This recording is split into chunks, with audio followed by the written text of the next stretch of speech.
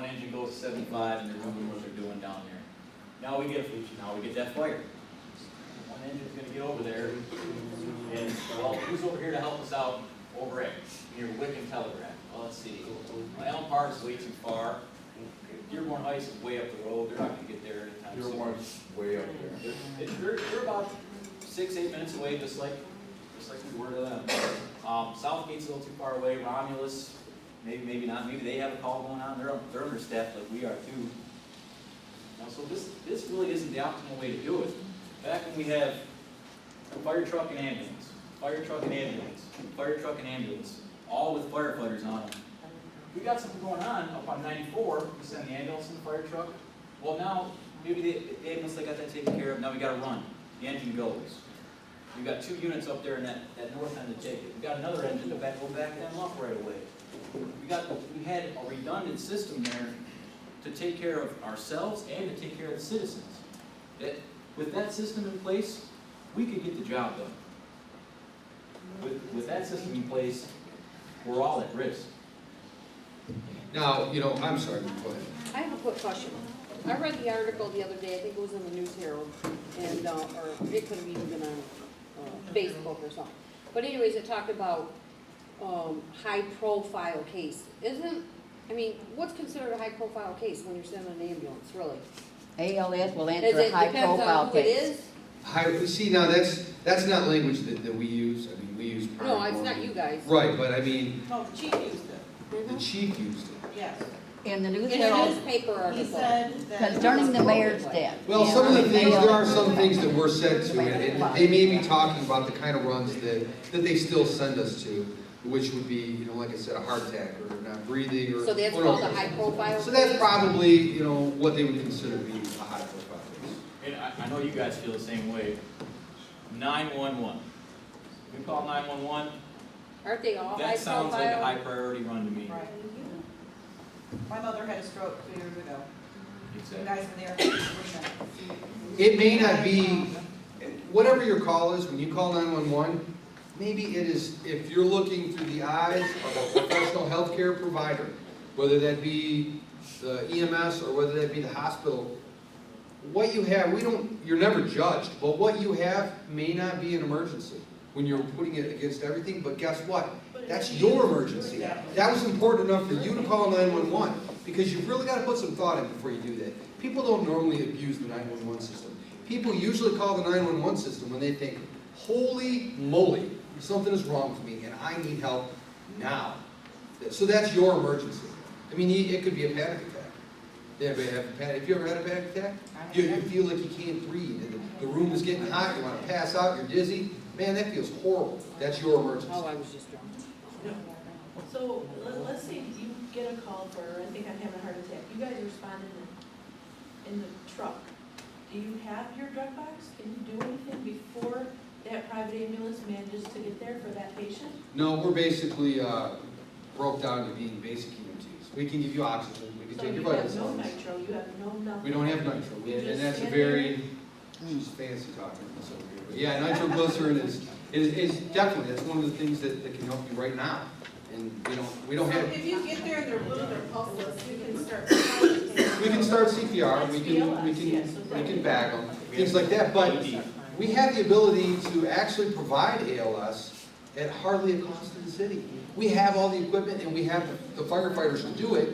All we need is a $100 permit that allows us to have an ALS engine.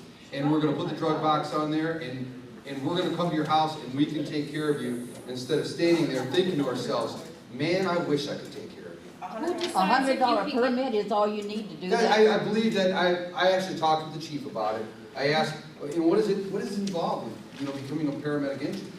And he said that it's about $100 per vehicle. Who decides? Because we already have an ALS license for the squads that we're leasing, Mayor. which, by the way, are still sitting in our station. We're still We leasing need to take back this vehicles. city. So what if somebody says, you know what, I write a $300 check, this is specifically to go to putting ALS license on for 3 rigs. There may be more reasons. There may be reasons that I'm not aware of why the city wouldn't do that. And that's, Well, I mean, like, it's just an anonymous donor. What if somebody Well, we're gonna say that at the next council meeting. You know what I'm saying? I Yeah, mean, why absolutely. couldn't a private citizen just write a check, even a cashier's check, so their name isn't necessarily on it? This is what I'm giving you $300, and this is what I want it to be used for. But see, that's what we actually hope to do by having this meeting and having the next meeting. Is we want to empower you as residents to help us, because realistically, we're in this with you. This is a shared risk. I mean, lower manning does make it more difficult for us to provide care for you, but that also makes our job more dangerous. Every year, approximately 100 firefighters don't go home. Every year. And we've all got things to keep us safe, and we've all got ways of doing things safely. But every year, 100 don't go home. 2,000 get injured and don't get to go back to work. Yeah, that's not even, and we actually currently have 2 or 3 people that have got injuries that even if they were to come back off of layoff, I don't know how long it could be before they come back to work. And this is, you know, when we think about all you firefighters, you sit in your lazy boys, and you go to Myers and you go shopping in the fire truck, because we have to eat, but I know you do that. But when you're talking about lifting people, and it doesn't matter if the person weighs 100 pounds or if they weigh 400 pounds, you still have to put them on a stretcher. You have to lift them. You're carrying them downstairs, you're carrying them across the yard, you're carrying them through the gravel, through the snow, no matter what time of the year. And you might have done this at 2 o'clock in the morning after you've been sleeping for a half an hour. The alarm goes off, you wake up, you put on your clothes, you go out. And there was one time that there was a house fire. It was on Wick Road. This was about 7 years ago, just west of Beach Day. And I took a moment when I went to that call, because I wasn't working that day. I was at home. I live on the east side of Taylor, near Ecorse. And I received a call, hey, we got, you know, emergency overtime, we need help. And they'll do that sometimes. If we have a call, they'll call emergency overtime. And I came in, and I go to this house, and this house is just roaring. And I stopped before I climbed the ladder, and I thought to myself, 5 minutes ago, 10 minutes ago, I was laying in my bed next to my wife with my family in the house. And now, I'm going to go crawl into that building that is on fire, that may have a stable floor, and I've just accepted to work overtime for something that might be the end of time. You know, and it's, I took a moment to think about that, and it was something like that you think of, and years of lifting the stretcher, and all that it can definitely weigh heavily on you. I'm sorry, I got it wrong again. Well, I was just gonna say prior to all that about 1.5 years ago, I had my grandson, and at the time he was 5, and he had an asthma attack. Well, this was like 1 o'clock in the morning, so I called you guys 911. I got the police dispatcher, which immediately put me through to you guys. It was less than 4 minutes you were there, and saved that little boy's life. Makes it easier. What would I do if I would have had to wait 25 minutes for help Probably for would some have done other it. full In company in defense of town? public, those medics want to do their best for these citizens as well, but they're stretched further. They Well, don't and know you're the right, people, and they don't that's- know the area. That's the same for volunteers or PSOs or auxiliaries. Those people love the job they do. And I can guarantee you that they're doing everything in their ability. But those are different systems. Sure they are. That system won't work in this city. So, Okay, when you become a firefighter, do you take the oath of do no harm like a doctor has to, like a doctor does when they, or an oath, a Hippocratic oath? Yeah, the Hippocratic oath. we actually took an oath coming into the city. They, you know, they up there and then. So why, like, can the administration put you guys in a position of possibly being sued? You know what I'm saying? And stuff like that. There has to be some kind of law against this somewhere. I mean, somebody in this state. Part of the problem is that we're working with an antiquated city charter. And there is a loophole, I consider it a loophole, that the city does have to provide an ambulance service. But it doesn't specify to the degree of qualification of that service. So he can downgrade us from the ALS that we have now, down to Horse and buggy. HealthLink, correct. Yeah, and he can legally do that. Because the charter, it just says that the city will provide the service, but it does not say as to the quality of the service. So that's why he has downgraded. He can legally downgrade. And your word. I'm John Delo, I'm a city councilman.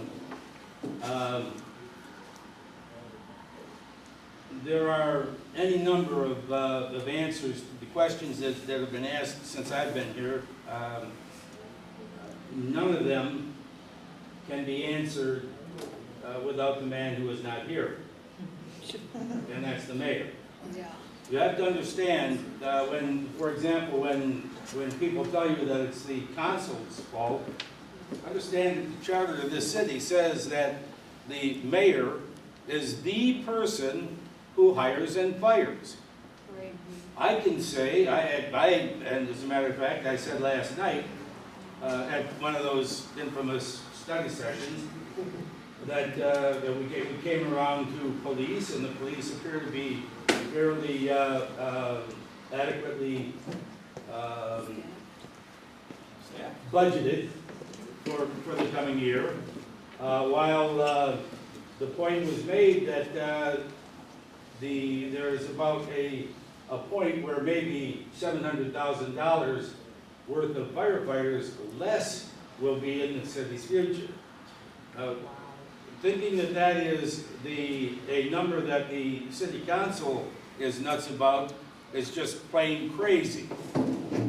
I had an article in the News Herald recently where I talked about the fact that one station in the middle of the city would have resulted in the house that I grew up in the north end of Taylor burning down before those guys could have gotten there, because it was an old frame house, and every house along that stretch is an old frame house.